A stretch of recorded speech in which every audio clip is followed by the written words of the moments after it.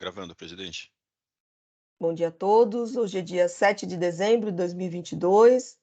Cumprimento os meus pares, Dr. Zuli, Dr. Flávio, Dr. Luiz Augusto, representante fiscal Dr. Tony, Jailson.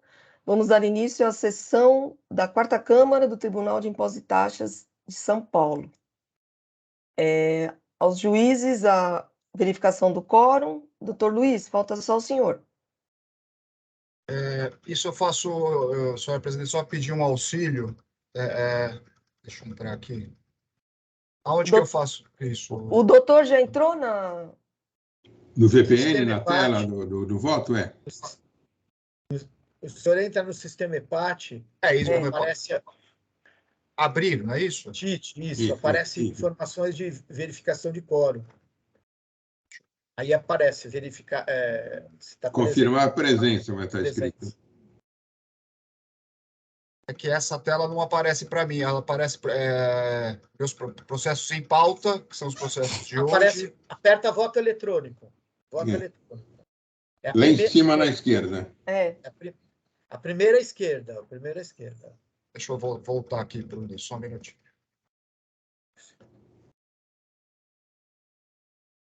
Página inicial, tem o meu nome à direita em cima, à esquerda, o logo da Secretaria da Fazenda, meus processos em pauta e manuais. Isso na página... Mas o senhor não entrou no voto eletrônico? Antes de tudo, no primeiro tem voto eletrônico. Deixa só um minutinho. Eu entro, primeira página como juiz do Tite, é isso? Isso, juiz do Tite, isso aí. Deixa eu fechar, vou entrar de novo. Só um Isso. minutinho. Tite. Entrar. Página inicial.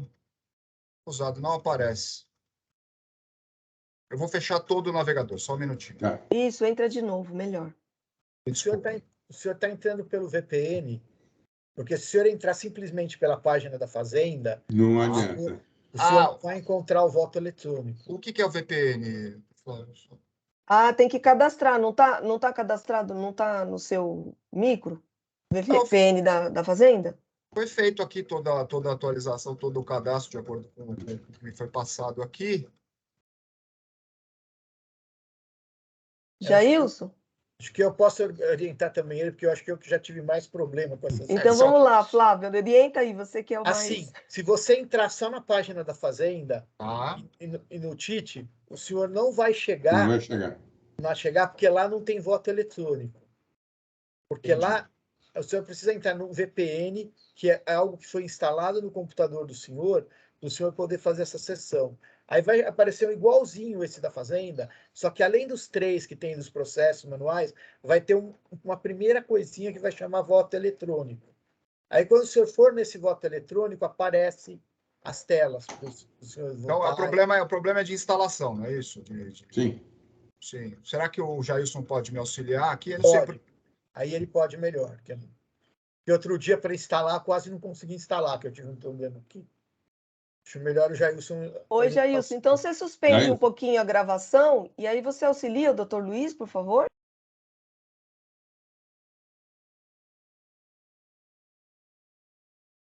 Após reiniciar a gravação, vamos iniciar a sessão.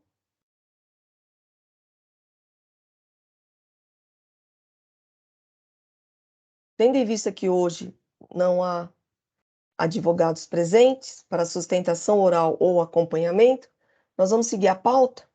E o primeiro processo é o 407-3215, Coremal Química Limitada, da relatoria do Dr. Flávio, e é um pedido meu de vistas.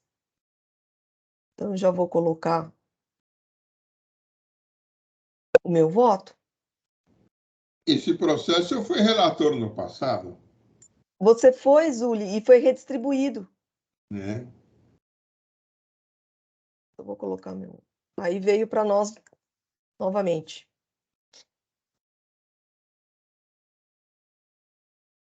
Mas meu voto está lá. Tá lá.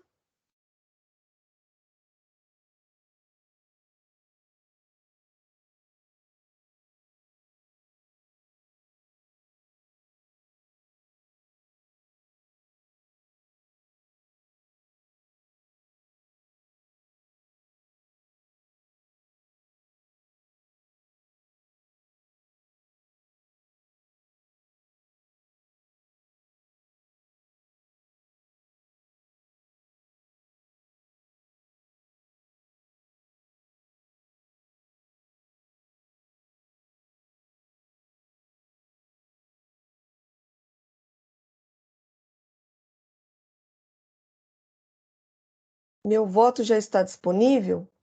Eu vou eu vou ler, porque ele é curtinho, até para contextualizar o doutor Luiz do tema, se ele tiver alguma dúvida, nós esclarecemos.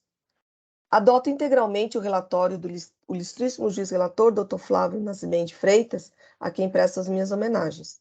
Pedi vista dos autos após a realização da sustentação oral pelo patrono da recorrente para melhor análise dos autos.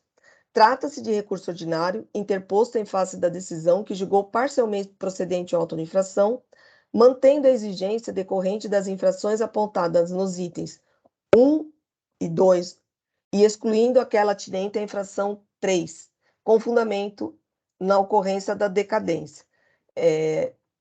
Apenas repisando os fatos, os itens 1 e 2 do auto de infração apontam as seguintes infrações: falta de recolhimento do ICMS sobre a importação de mercadorias adquiridas do exterior, mediante a interveniência da importadora Cisa Trade, e creditamento indevido de ICMS decorrente do destaque das notas fiscais de recebimento das mercadorias pela importadora Cisa Trade. O item 3, não houve recurso de ofício em função do valor envolvido. Então, está em discussão apenas o item 1 e o 2, que são as infrações que eu acabei de ler. O ilustre relator não acolheu a alegação de ocorrência da decadência, bem como afastou o argumento de que o julgador de primeira instância decidiu com base em fundamento completamente diverso do que consta no auto de infração e no relato fiscal. Em relação à decadência, a despeito do argumento não ter sido enfrentado em primeira instância, pois não foi objeto de defesa, por se tratar de matéria de ordem pública, pode sim ser alegado em sede de recurso. Nesse particular, no tocante ao item 1, que trata da falta de pagamento do imposto, considerando que a ciência da recorrente se deu em 1 de fevereiro de 2016, por se tratar o ICMS de tributo sujeito ao lançamento por homologação, com fundamento no artigo 150, parágrafo 4º do CTN, acolho o argumento de decadência em relação aos fatos geradores ocorridos anteriormente à citada data, 1/2 de 2011. Portanto, com devida vênia, discordo do nobre relator, que sustenta que deve ser aplicado o artigo 173.1 do CTN, vez que não houve qualquer declaração de débito para o Estado de São Paulo e, portanto, não há como se homologar tal situação. De fato, ouso discordar do ilustre relator, pois a aplicação do citado artigo 173.1 do CTN, conforme entendimento consolidado do STJ, pressupõe a falta total de recolhimento do tributo. Ora, a despeito da infração tratar da falta de recolhimento do imposto, não implica dizer que a recorrente não efetuou o recolhimento de ICMS no período, ainda que em relação a outras operações.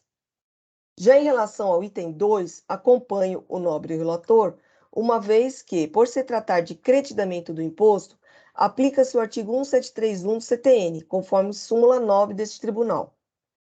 Nas autuações originadas da escrituração de créditos indevidos de ICMS, aplica-se a regra decadencial disposta no artigo 173, inciso 1 do CTN. Pois, por sua vez, quanto ao não acolhimento da alegação de que o julgador de primeira instância decidiu com base em fundamento completamente diverso do que consta no auto de infração e no relato fiscal, acompanho o voto condutor. Com efeito, no auto de infração, assim está descrita a infração em relação ao item 1. Aí eu destaco uma parte do relato que está no próprio auto de infração, porque a recorrente alega que o julgador de primeira instância se baseou em outro fundamento que não está no auto de infração, então houve ofensa à ampla defesa e ao contraditório. Consta do relato do auto de infração. Nas notas fiscais eletrônicas referentes às remessas das mercadorias efetuadas pela Trade, consta no campo Observações o número da DI relativa à importação e que as mercadorias foram retiradas do armazém alfandegado e que, portanto, foram enviadas diretamente ao estabelecimento paulista da autuada. Assim, constata-se que as mercadorias foram desembaraçadas no estado do Espírito Santo, supostamente sob uma modalidade de encomenda, e que não ficou comprovada a entrada física das mercadorias no estabelecimento do importador. sendo desta forma os recolhimentos do ICMS devido ao Estado de São Paulo. Cabe ressaltar que o protocolo ICMS 23, celebrado em 3 de junho de 2009 pelos estados do Espírito Santo e de São Paulo, nas operações de importação de bens ou mercadorias do exterior promovidas por estabelecimentos situados no Espírito Santo e em São Paulo, por conta e ordem adquirentes situados no outro estado, determina que o recolhimento do ICMS relativo à operação deverá ser efetuado pelo estabelecimento importador em favor do estado de localização do adquirente.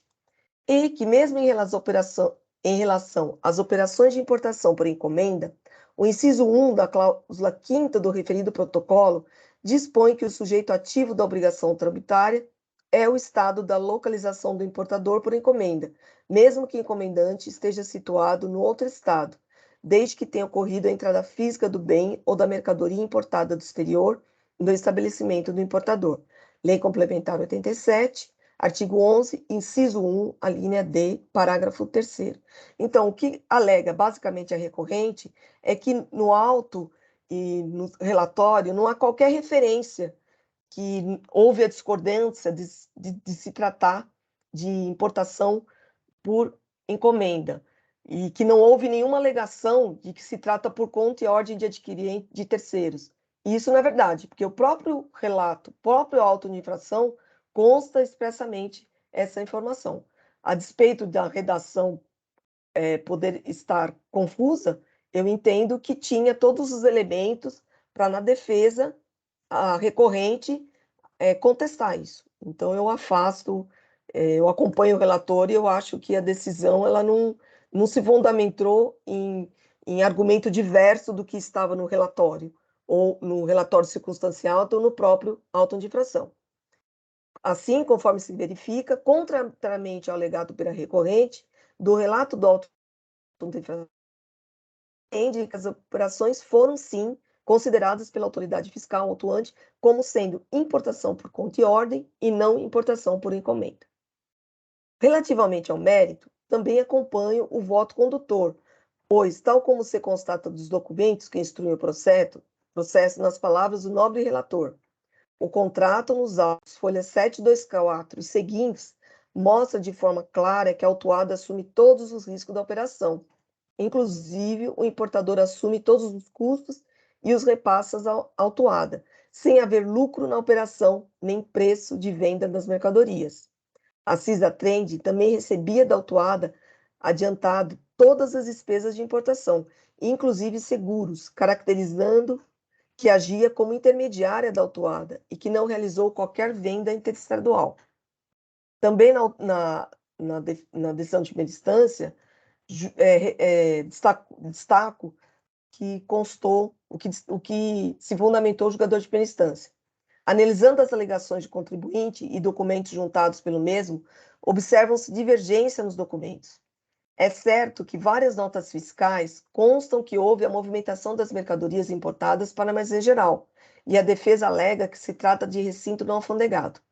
Mas é certo também que nos conhecimentos de transporte, folhas 190, 191 e 2003, dentre outros, referente à transferência da mercadoria para São Paulo, tem como origem a empresa Cisa Trading, localizada na Avenida Jerônimo Monteiro 1000, 10º andar, sala 10.014 e 1016, constatando-se assim que não houve um outro local de armazenagem, pois é impossível guardar o material importado numa sala de escritório, conforme expõe o agente fiscal, as folhas 982, letra D.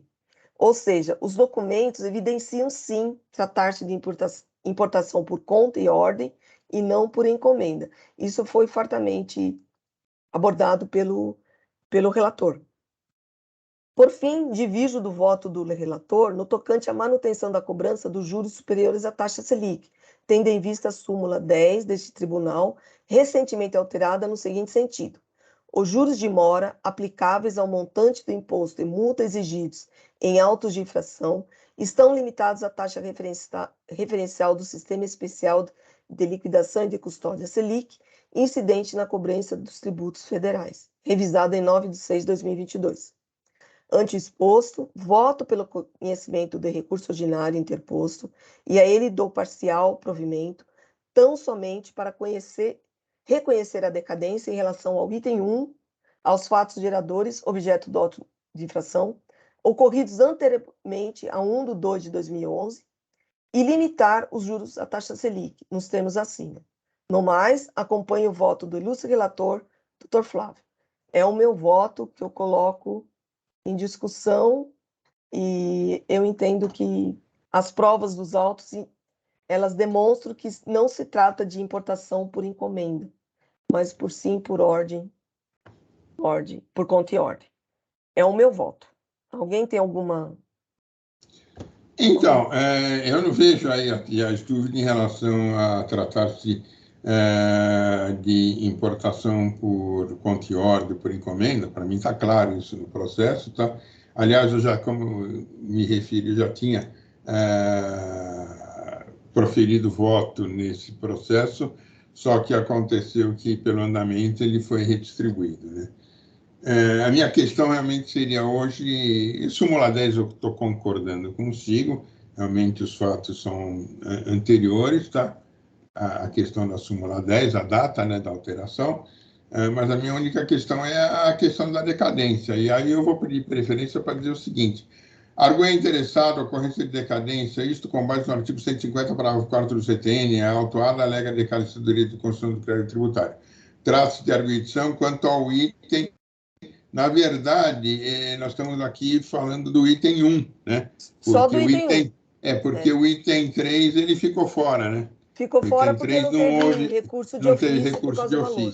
Tá? Então, acolhida a ocorrência de decadência pela decisão recorrida. Assim quanto ao item 1, contudo, não há de se falar em aplicação do 150, visto que se trata da exigência do imposto em que não houve declaração do débito, nem mesmo parcial. Esse é o entendimento do Superior Tribunal de Justiça, com efeito. Não, espaço assim, com efeito.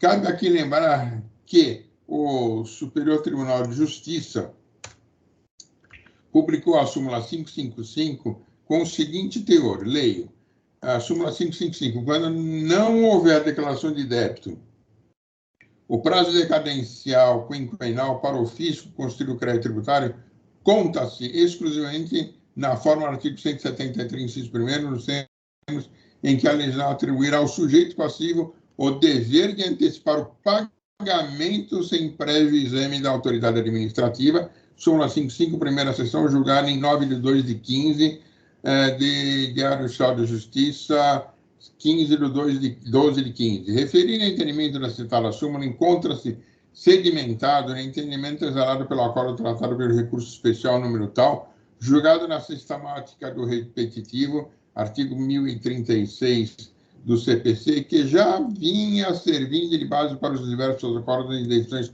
monocráticas do Superior Tribunal de Justiça e das Justiças Estaduais. Assim é que a referida súmula deve ser interpretada levando em conta a outra súmula do STJ, a 436, a saber, a entrega da declaração pelo contribuinte reconhecendo o débito fiscal constitui o crédito tributário, dispensada qualquer outra medida por parte do fisco, súmula 436, julgada em 14/4/10. Assim sendo, há de se subentender que a expressão quando não houver declaração de débito significa que, se não for o caso de aplicação da súmula 436, ou seja, se o débito crédito tributário não for constituído por declaração do contribuinte, aplica-se a regra do prazo decadencial do artigo 173, primeiro do CTN, para a realização do lançamento de ofício, nos casos em que a legislação atribui ao sujeito passivo o dever de antecipar o pagamento sem prévio exame da autoridade administrativa, isto porque, se há omissão, não há o que ser homologado. Então, eu até vou grifar aqui esse daqui, senão eu negritei. Cabe, então, lembrar que o artigo 150 do CTN trata de homologação e o artigo 173 do mesmo Código trata de decadência. Então, são duas questões, duas naturezas jurídicas. Eu gosto de lembrar muito o meu velho mestre, Fábio Conder Comparato, quando ele perguntava para mim assim, né? Mas qual a natureza jurídica, né? Então, para mim, um é de homologação e o outro é naturalmente de decadência. Tá? Assim, ausente a declaração de déficit e o respectivo pagamento, é necessário constituir o crédito tributário pelo lançamento de ofício, ou seja, havendo omissão e ou falta de elementos de homologação, não há como considerar a regra contida no 150, aplicando-se assim a pura decadência do 173.1, como na hipótese dos autos, onde temos item 1 de falta de pagamento de imposto por meio de guia de recolhimentos especiais por recebimento de mercadoria importada do exterior, ou seja, se o imposto não foi recolhido, não há o que ser considerado e não há o que se homologar, posto não existir declaração prévia do débito, sem a constatação de dolo, fraude ou simulação do contribuinte, tem início no primeiro dia do exercício seguinte àquele que o lançamento de ofício poderá ter sido realizado. Tá, já quanto ao item 2, o prazo decadencial, mas aí a senhora não está tratando do item 2, né? Se restringiu o item 1, então eu vou apagar essa minha parte do item 2, né? Só justificando, Zúlio, eu concordo com tudo que você falou. Só que aí é o seguinte, se a gente tem que, para aplicação da tese da decadência, do repetido do STJ, a gente tem que ver se naquele mês o contribuinte fez algum recolhimento ou não. É óbvio que se a infração trata de falta de recolhimento, em relação ao que a gente está discutindo, o débito não vai ter recolhimento mesmo. Mas teve alguma homologação. Então, aí, essa tênue diferença aí. Eu concordo com tudo que você falou. Mas como é que eu posso dizer que essa homologação ou esse pagamento foi em relação exatamente a essa importação? O que acontece é que o que ele fez não foi para o estado de São Paulo. Também então, isso. Eu nem cheguei lá. Porque ele pagou lá para o outro estado lá uma parte. Então, não tem como o estado de São Paulo homologar. Por isso que eu achei que caía no 1731. E também eu não vi nos autos prova de pagamento nenhum referente a esse mês aí.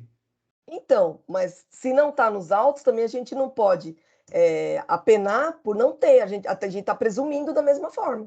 Não então, se fosse a obrigação de trazer a prova é dele. Eu vou manter meu voto, gente. Aí doutor Flávio, o senhor registra o seu? Porque aí o doutor Zúlio pode colocar a preferência dele. E aí fica a critério do doutor Luiz votar, ou ele acompanha o relator, ou o divergente. Com todas as vênias aí, o relator, vou acompanhar a senhora presidente, pelos motivos que a senhora expôs aí. Então, eu acho que é diferente aí, entendeu? Eu concordo com tudo que você falou, Zúlio, que o doutor falou, mas eu acho que quando fala em pagamento, é pagamento no mês, não é? Obviamente, em relação àquele débito, não vai ter pagamento, ela não pagou mesmo, isso é a discussão. Então, tem que ver. Aí o doutor Tony fala, mas não tem a prova de pagamento, mas também a gente não pode presumir. Então, por isso que eu vou manter meu voto. Eu estou ampliando a expressão pagamento, né?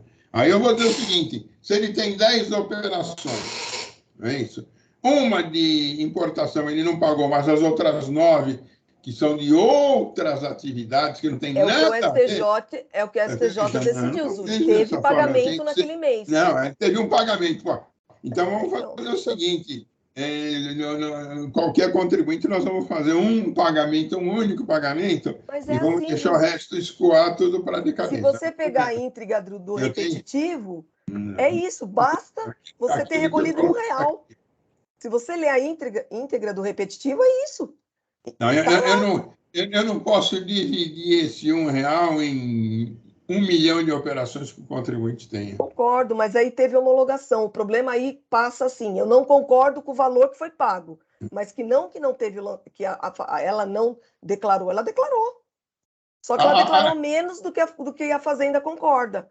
Agora sim, se não tiver recolhimento nenhum, eu concordo, que é o que é o precedente da STJ. E outro lado, se ele pagou em conta gráfica, é uma coisa que ele teria que ter obrigatoriamente pagado pagado. Ele deveria ter pago efetivamente em guia de recolhimento especial. E ele não traz essa guia de recolhimento especial. Bom, doutor... É aquela mesma tese. Eu vou pegar 1 milhão de fiscais que eu tenho aqui no Estado de São Paulo e vou distribuir entre todos os contribuintes do Estado de São Paulo e vou notificá-los, tá, do termo de início de fiscalização para o quê? Para parar todo e qualquer possibilidade de decadência. Não é isso? Em relação a mas o precedente é assim, Zúlia, é assim que está no repetitivo. Seja assim, né? Nós estamos ampliando a extensão desse... Eu acho que não. Eu acho que não. Mas vamos lá, pede preferência aí e a gente volta. Já pedi. Pediu? É que eu não já pedi, eu não precisava ver o Flávio. Não apareceu aqui para mim, Zúlia. Não, antes de voltar lá. Cadê aqui? Está aqui, olha, solicitar a preferência. Eu vou gravar outra vez. Deu algum problema na gravação. Agora sim. Eu acho que como o Flávio ainda não tinha registrado dele, então na hora que eu apertei o botãozinho, não foi. Já foi, Zuli, pode colocar. Redigir preferência, está aqui.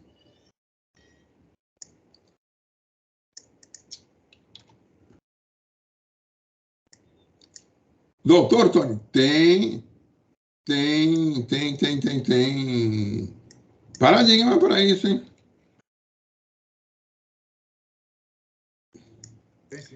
Não há questão entendendo, anulação, retorno do processo, converter em exigência, não antecedente.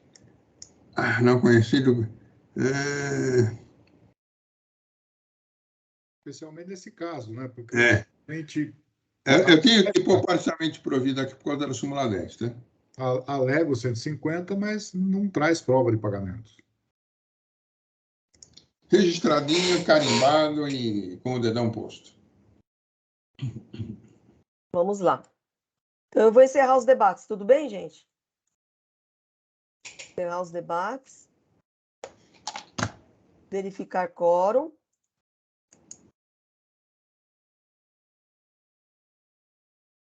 Doutor Luiz, só tem o senhor. Então, eu vou pedir novamente auxílio. Onde que eu tenho que apertar aqui? É confirmar. Tem uma telinha aí que está confirmar. Isso.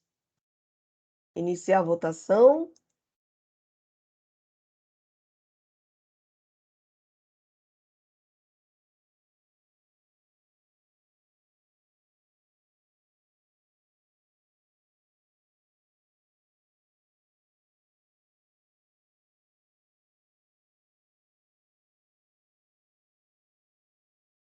Encerrar a votação.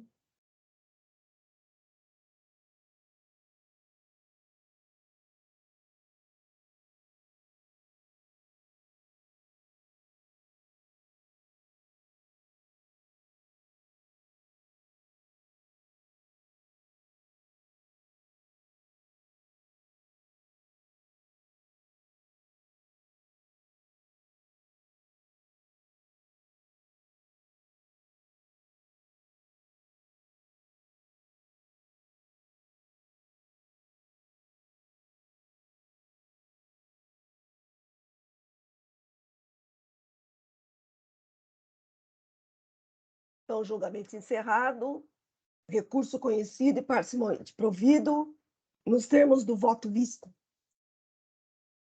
por maioria.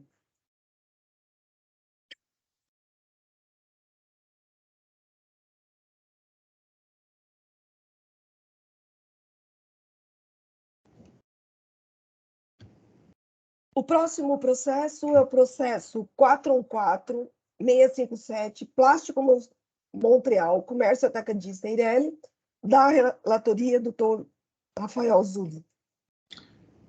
Bom dia a todos. A questão aqui, para mim, eu acho que é muito simples. Tá? Eu vou ler a ementa e a minha conclusão. ICMS, crédito de imposto por haver-se creditado em montante superior ao valor de imposto destacado nos documentos fiscais relativos à entrada de mercadoria no estabelecimento. A improcedente, crédito mantido, argumentos colaterais são aqueles relativos à multa confiscatória e, no caso, em razão da data, inaplicável a súmula 10 relativa à taxa de Selic. Por quê? Porque são operações de o registro outubro 19, novembro 19, dezembro 19, janeiro de 20, fevereiro de 20, março, abril, maio, junho de 20. Então, o que ele fez? Ele se creditou, tá, nas datas de valores especificados demonstrativos 1 e 2, em anexo, por haver se acreditado em montante superior ao valor do imposto destacado nos documentos fiscais relativo à entrada em mercado do estabelecimento, conforme comprova-se pelas cópias das DANTs, documentos auxiliares, nota fiscal e escrituração digital, né? O fisco traz um detalhado relatório circunstanciado, o contribuinte alega que não está em conformidade com o lançamento, não está em conformidade com o artigo 34, o que eu afasto, 34 da 3457, né? Que sendo assim, se não houve identificação na matéria tributária, pelo contrário, eu vou resumir aqui que houve, né? Que em vista se trata de notas fiscais advindas de outro estado, o valor do ICMS é de 12. Entretanto, o ICMS destacado nas notas fiscais foi de 4, tá? Que não houve prática de infração, que não foi intimada pelo fisco a corrigir eventuais erros de lançamento, que a multa aplicada possui caráter confiscatório, que não houve conduta dolosa, que os juros de mora não podem ser exigidos em momento anterior ao crédito tributário e requer a nulidade do auto de infração. Eu rebato todos esses argumentos, os quais, aliás, se repete em recurso ordinário, tá? Falo da admissibilidade do recurso, eu vou arrancar aqui a parte da sustentação oral realizada, que eu sempre deixo, né? Mas como não houve, hoje, então, é dia 07 de dezembro, hein? Doutor Zuli, pode resumir o seu voto, viu? Então, é aquilo que eu já falei. Então, efetivamente, em razão do tipo de infração, não vejo nulidade. Ele traz arguindo nulidade pelo 34 da 13, não há nulidade. Eu destaco bem isso, tá? Está extremamente bem provado, não há cerceamento de defesa, eu também destaco isso. Está suficientemente provado aquilo que ele fez. O fato também, né, não há, quer dizer, ele criou, ele disse que a nota veio a 4, tá? E que as operações eram a 12, na verdade, tá correto o destaque do imposto, tá? Então, eu estou mantendo a acusação fiscal, não há aplicação sequer da taxa Selic, da súmula 10 reformada, em razão da data. Então, minha conclusão com isso, sendo que ele nega o provimento para manter intacta a decisão recorrida. Não vi. Esse processo não tem prova, né, Zuli? Não tem nada. prova, não tem nada. Quer dizer, não tem nada a favor do contribuinte, ele também nada atrás. Infelizmente. Ele Doutor Luiz, o senhor quer dar uma ajuda. olhadinha? O senhor não teve acesso ao voto antes? Porque a gente tem acesso antes, né? É. Então, eu já tinha olhado o processo, eu concordo com o relator, porque efetivamente só tem argumentos, não tem provas, né? Não, senhor presidente, vou acompanhar. Eu vou acompanhar o doutor Zuli. Acompanha. Alguma consideração, doutor Tony? Nenhuma consideração, senhor presidente. Obrigado. Esse é aquele processo que não tem nada, né? Esse é o processo bom de se julgar, né? Rapidinho. Bom mais assim. ou menos, né? Aliás, eu recebi essa semana aqui, desses 8, né? E eu praticamente já fiz quase que todos dentro da minha forma de trabalho, né? Que é complicadinho pelo número de arguições que vieram, não antecedentes, conhecido, não provido. Até as bolinhas aqui é fácil registrar e apertar. Feito. Então, eu vou encerrar os debates. Processo registrado. Verificação do quórum, por favor.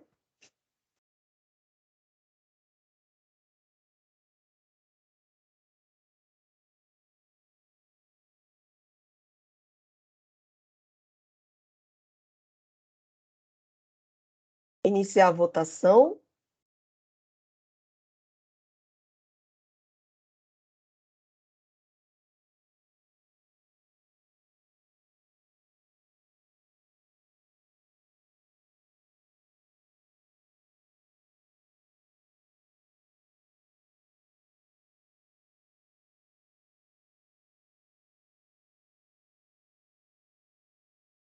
por votação unânime, recurso conhecido, mas não provido, nos termos do voto do relator.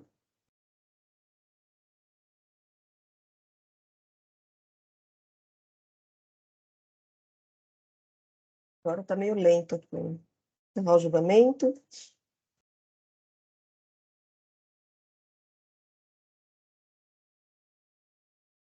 Próximo processo, na ordem da pauta, processo número 414-3233, Jambeiro, Caldeiraria e Usinagem Limitada, da relatoria do Dr. Flávio.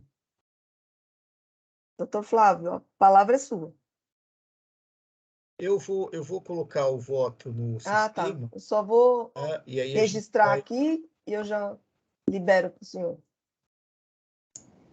Hoje nós temos o fantasma do Flávio aqui, né? Liberado, doutor Flávio.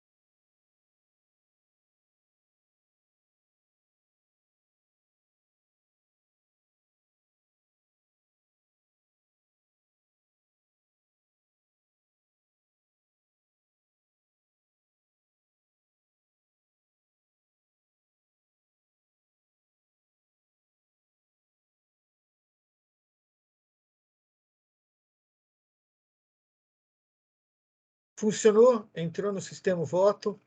Acho que entrou no sistema voto. Eu vou ler o Aparece aqui. voto.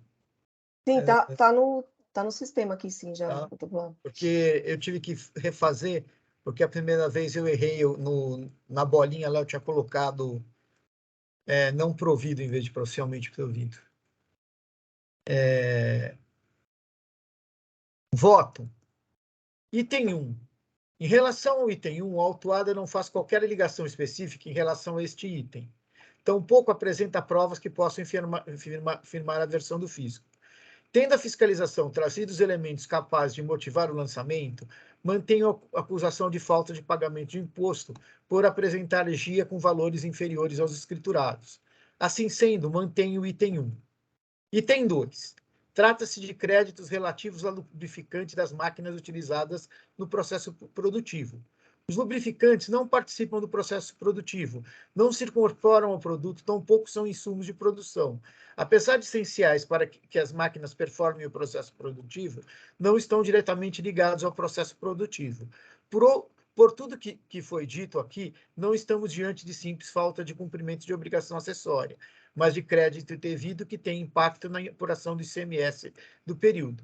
A decisão normativa CAT 1 de 2001 não autoriza o crédito de lubrificantes que não participam do processo produtivo. Sua aplicação depende da situação específica e do processo produtivo em que o material é aplicado. O ordenamento jurídico não permite o crédito extemporâneo de materiais de uso e consumo. Assim sendo, mantém o item 2. Em relação ao item 3, a fiscalização glosou os créditos das mercadorias escrituradas nas CFOPs 1407, 1556 e 2556, alegando tratar-se de materiais de uso e consumo. A própria classificação das mercadorias desta CFOP confirmaria a afirmação do fisco. O contribuinte nada trouxe, nada alegou para infirmar a acusação fiscal. Assim sendo, como o item em questão está devidamente instruído e atingiu presunção relativa, fica mantido. Mantenho o item 3. Item 4. Trata-se de crédito indevido de bens destinados ao ativo imobilizado. O próprio contribuinte confessa que não seguiu o preconizado na legislação. A forma de se usufruir do direito do crédito de ativo imobilizado, ou seja, a regra que permite o crédito de 1,48 do valor, não é obrigação acessória, vez que influi na apuração do ICMS do período. Assim sendo, mantém o item 4. Em relação ao item 5, como bem assevera a de representação fiscal, houve o crédito sem previsão legal, pois o documento fiscal 7176 trata de uma nota fiscal de entrada emitida com a intenção de acobertar a devolução de mercadoria que deu saída daquele estabelecimento com o documento fiscal 7101, folha 28. Porém, como essa última nota de saída não teve ICMS destacado anteriormente, a nota fiscal de entrada 71716, que acobertou a devolução de mercadoria, também não deveria ter ICMS destacado. Ou seja, além de incorreto, o procedimento acarreta efeito na conta gráfica.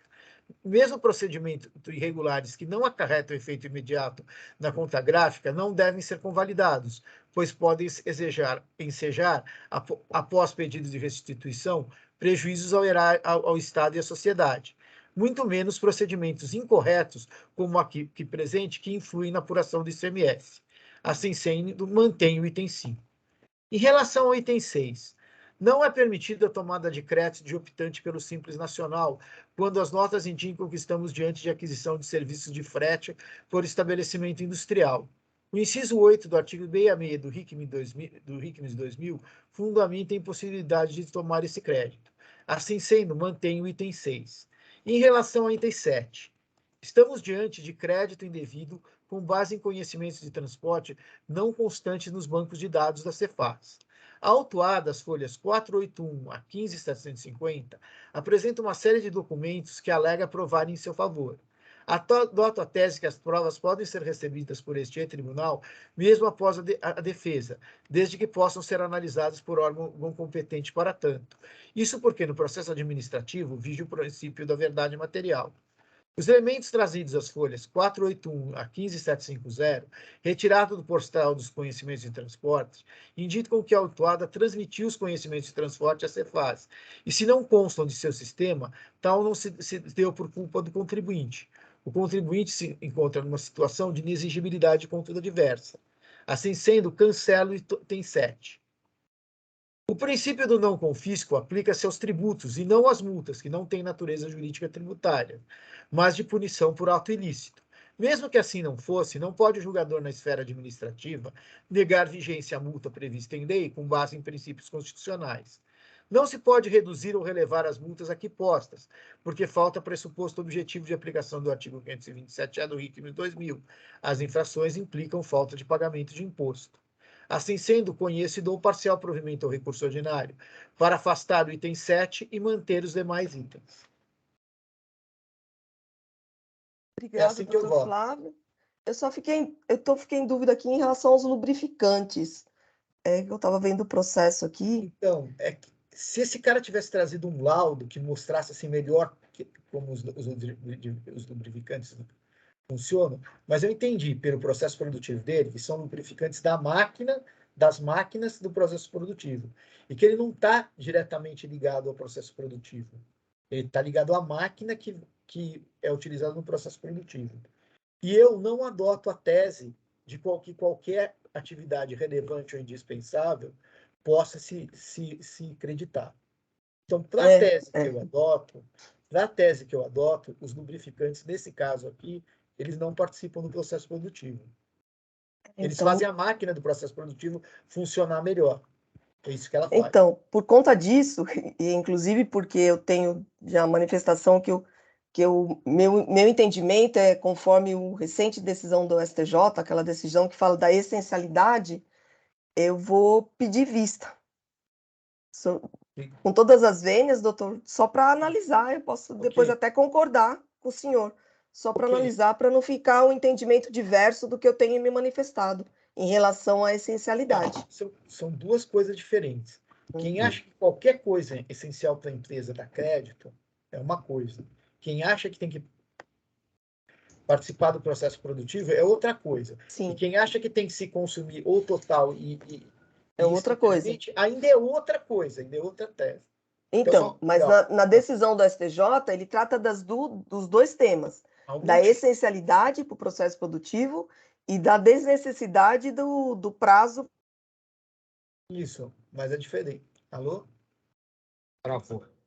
Travou. Maria Helena? Deixa eu mandar aqui pelo... Você manda?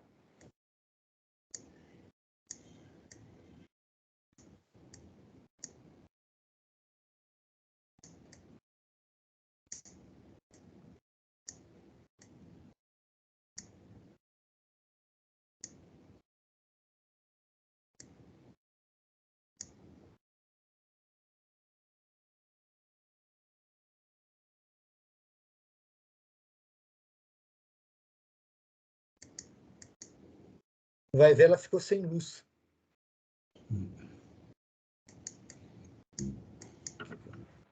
Caiu uma tempestade aqui perto de casa. Aqui está chovendo. Tive sorte dessa vez que eu não fiquei sem luz. Que chove bem. Aqui hoje não estava. Ontem eu peguei um temporal.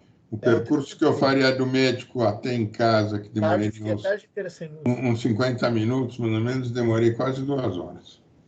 Tanto que chovia. Talvez ela tenha caído por causa disso.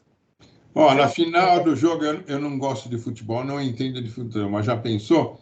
Vai dar Brasil e Argentina e vai cair um temporal e vai faltar luz na hora do jogo. Não, sabe que eu não entendo de futebol, não gosto. Porque assim, se você tem um celular, baixa o Globoplay. Você consegue, de graça no Globoplay, assistir a Rede Globo. Desculpa, pessoal, mas teve um pico de caiu e aí caiu tudo. Ficou sem luz. Ficou sem luz, mas voltou. Que é noite inteira, tarde inteira sem luz. Então. Então, por conta disso que eu vou pedir vista, viu, doutor Flávio? Tá Beleza. Bom? Só para analisar esse ponto. Pode ser que eu vote como o senhor. Doutora Maria Helena, eu vou fazer uma perguntinha ao Flávio.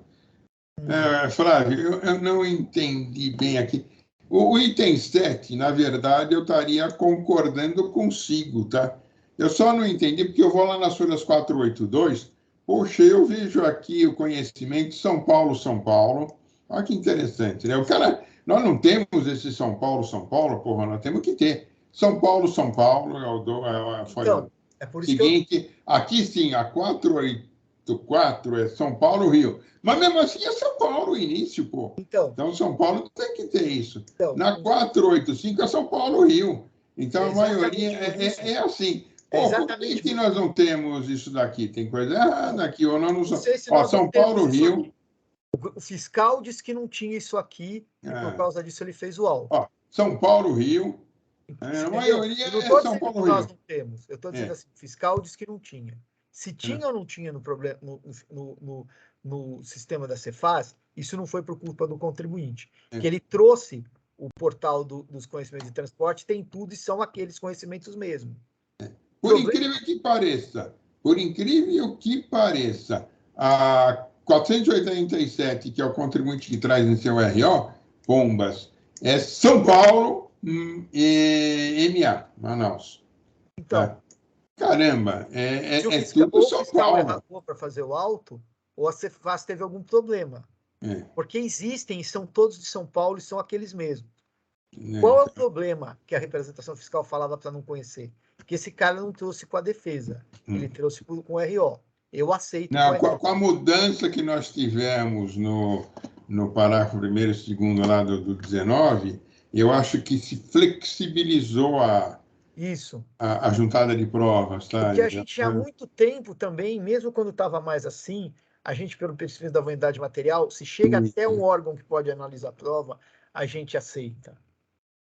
Mas aí é um pouco de que teoria jurídica você usa para o processo administrativo. É uma coisa muito mais complicada, né?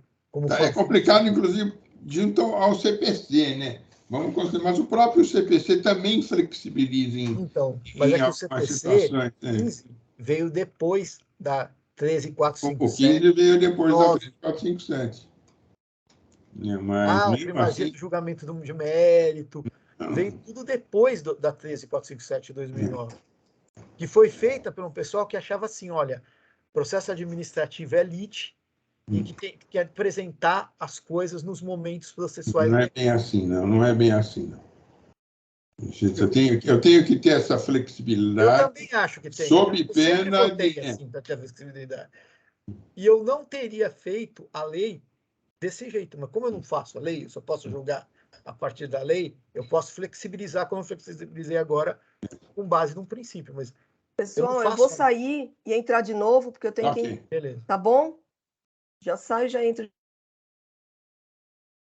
Mas, de todo jeito, ela pediu vista já, né? Já pediu vista, já pediu vista. Está pedindo. Tanto que você vê que a própria representação, ela não fala que os documentos não servem. Ela fala simplesmente para não conhecê-los, que eles não vieram com a defesa. Mas aí, doutor Flávio, tem uma questão que eu acho que é relevante, que é o seguinte: esse item 7, ele sequer foi impugnado. Então, mas no recurso, foi impugnado, defesa. Eu gostaria só de concluir o raciocínio. Ele trouxe só para concluir o raciocínio. O recurso ordinário devolve de fato e de direito. Então, se ele alegar só no recurso ordinário, a alegação vale. É devolver o fato só de direito. Para concluir o raciocínio.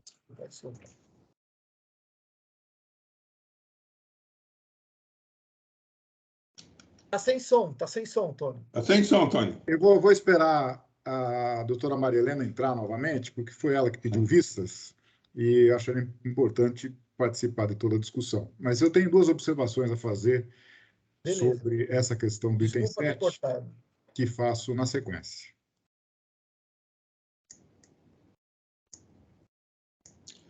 Agora, só tergiversando sobre a matéria. Cadê o Flávio? Está ali.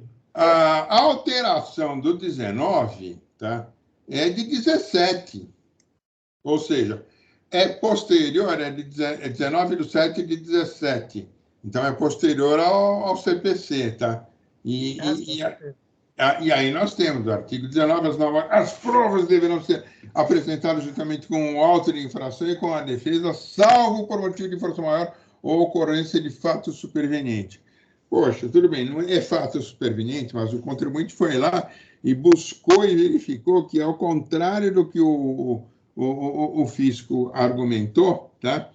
as provas estão lá. E aí vem o parágrafo primeiro, é lícito às partes em qualquer tempo. E aí é que eu me prendo nessa questão do que veio. Em qualquer tempo, juntar aos outros documentos novos apenas quando destinado a fazer prova de fato superveniente ou para contrapô-los aos que foram produzidos nos autos. Tá? Então, aí você vê aqui as expressões com qualquer tempo e aí contrapô-los. Tá? Eu vou esquecer do resto, porque, na verdade, são trechinhos que a gente tem que analisar, dissecar, né, na verdade, esse parágrafo, tá? Para chegar ao seu conteúdo. Então, eu acho que nós não podemos ser, como antes, tão rígido na análise do 19. Essa mudança da legislativa, doutor Zuri, eu tenho a impressão que ela abre a possibilidade de juntada de novas provas, entre aspas, extemporâneas, quando a discussão suscitada no processo implica na apresentação de novas provas, né? Nesse caso específico, a autuada sequer impugnou o item 7 em sua defesa. Ela não falou nada a respeito do item 7. Não é que ela disse que tinha uma situação e não trouxe a prova. Ela não falou nada. E mais do que isso, essa prova, se analisada agora apenas em segunda instância, implica em supressão de instância. Pode até implicar Ainda isso, se mais, pensar dessa forma. O fisco não foi ouvido com relação a isso, né? Seria, mesmo que fosse para admitir essa prova, adotando a forma de entendimento do seu relator, seria mais prudente, na minha opinião, ouvir o fisco, ouvir o fiscal autuante a respeito dessas provas apresentadas extemporaneamente pela autuada. Seria o caso de ele baixar em diligência, então. Embora, eu repito, essa questão não foi sequer aventada na impugnação. Ele não fez nenhum tipo de reclamação contra o item 7 na impugnação, na defesa. Então, por isso me parece impróprio alegar o princípio da verdade material, por esses dois motivos: pela questão da supressão de instância, pelo fato desse item não ter sido impugnado no item 1, e porque o fiscal não foi ouvido em relação a essa juntada de provas. Então, será que não seria o caso de converter em vendo. diligência para o fiscal se manifestar, gente? Eu acho que não. Não? Primeiro, sabe qual é o problema? Primeiro, o recurso ordinário não devolve de fato de direito. Então, se o cara falou ou não falou na defesa, não tem a mínima importância, porque ele falou no recurso ordinário. Não existe esse negócio que o cara não pode falar nada no recurso ordinário que ele não falou na defesa. É para poder falar coisas diferentes que colocaram aquela frasezinha: devolve de fato e de direito. Porque senão não precisava colocar essa frase. Agora, a única coisa que eu acho que ajudaria o fiscal é o cara tecnicamente ver se são exatamente aqueles. Mas, isso doutor, sim, talvez ele pudesse fazer.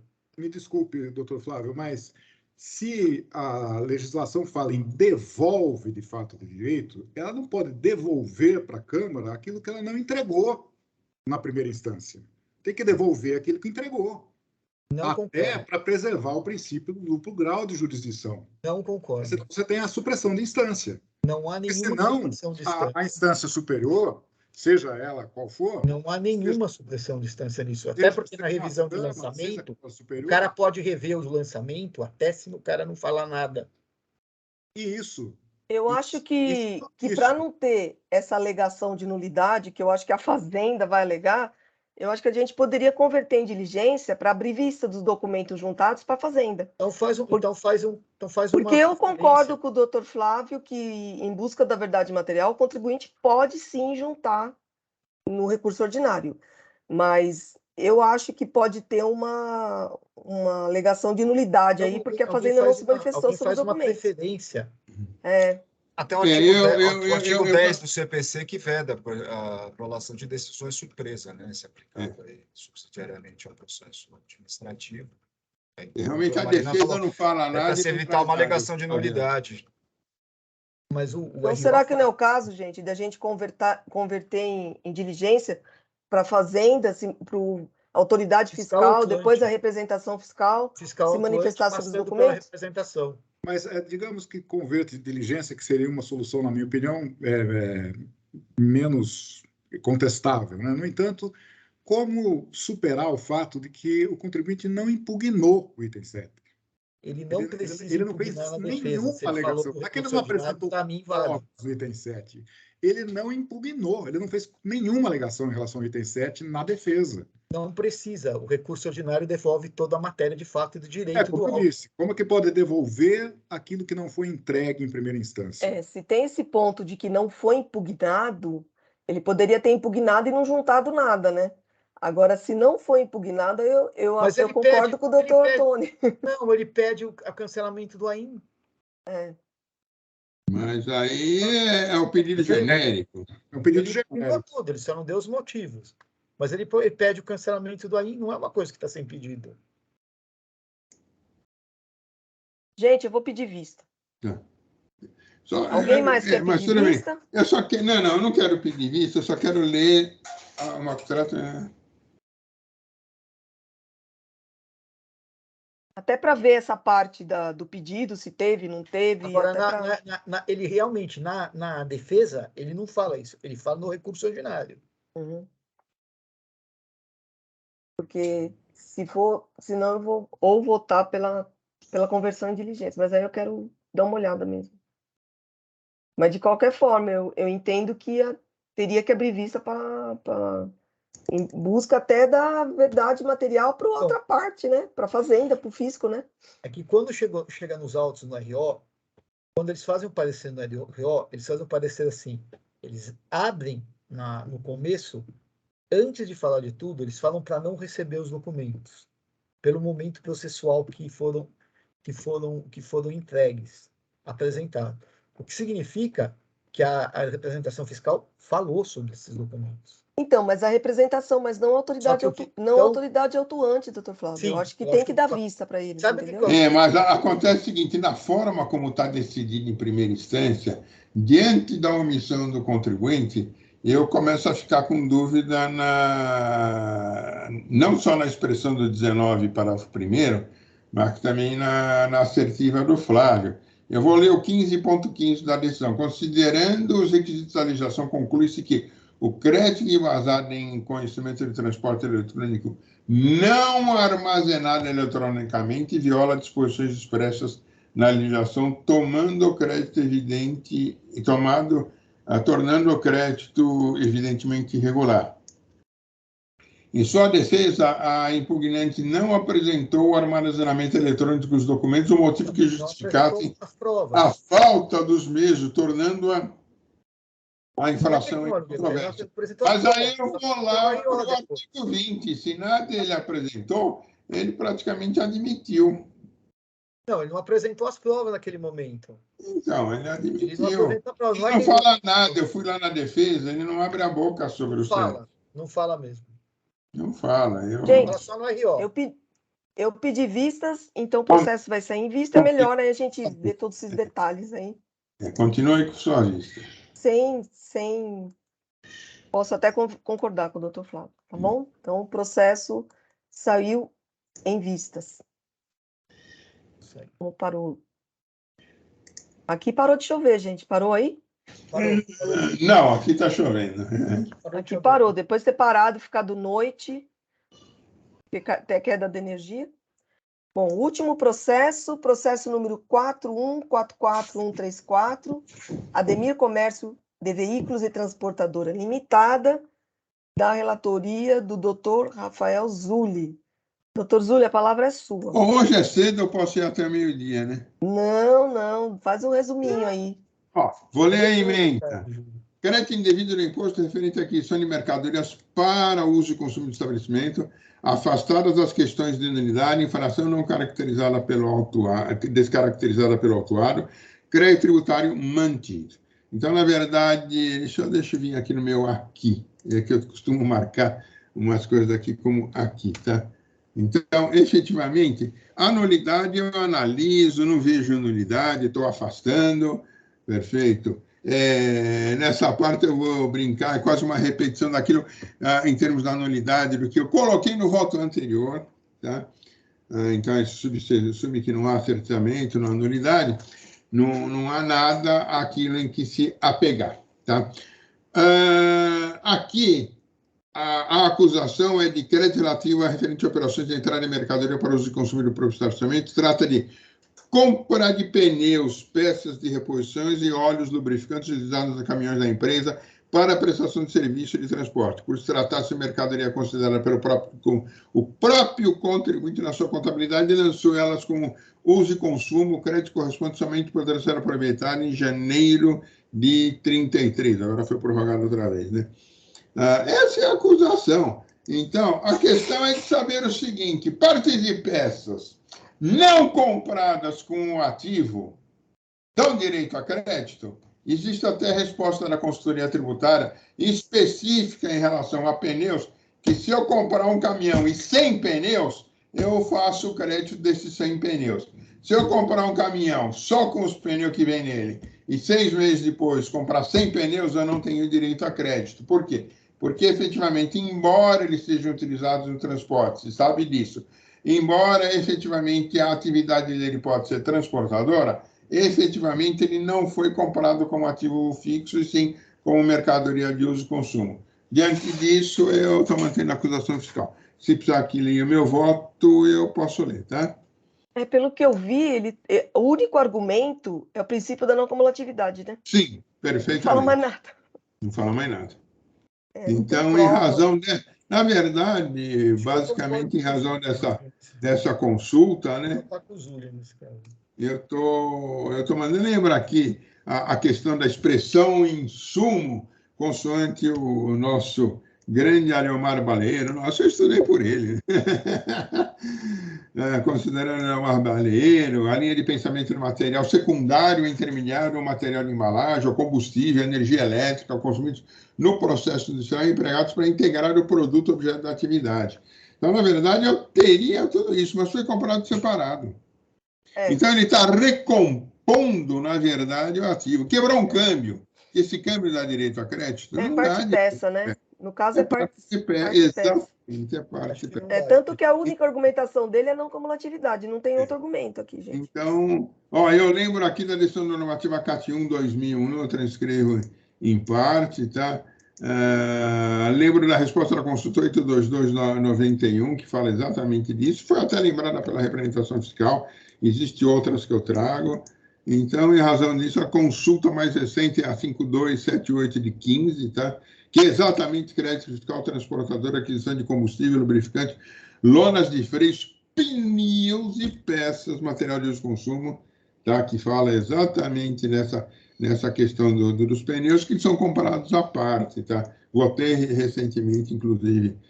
Eu concordo que, no caso, são partes e peças. Então, são partes e peças. Então, minha conclusão, até vocês viram a data, né? Tá? Período de maio de 20 a março de 21.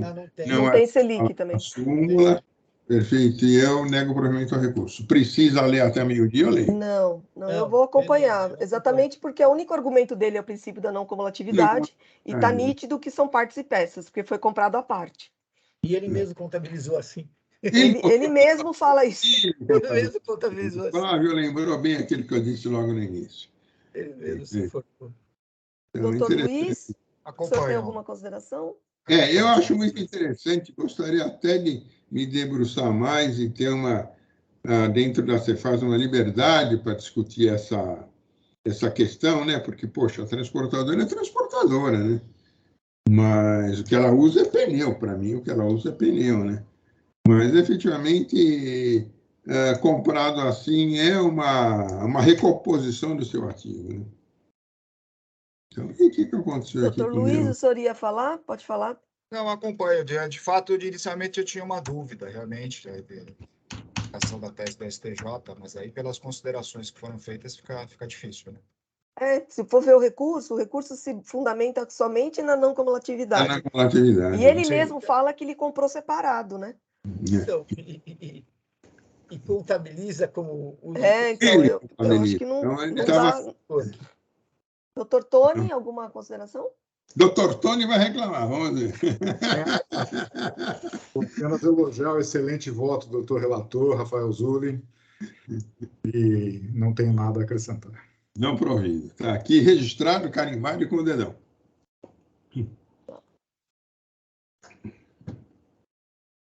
Então, vou encerrar os debates. Recurso.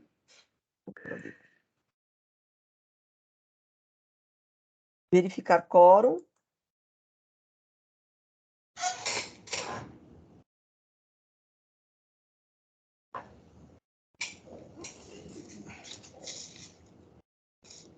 Iniciar a votação.